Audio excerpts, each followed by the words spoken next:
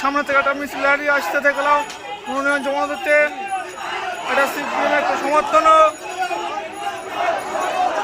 দেখো সবাই একসাথে হলো, এই যে আজকে দুই প্রার্থী এক জায়গায় হলো।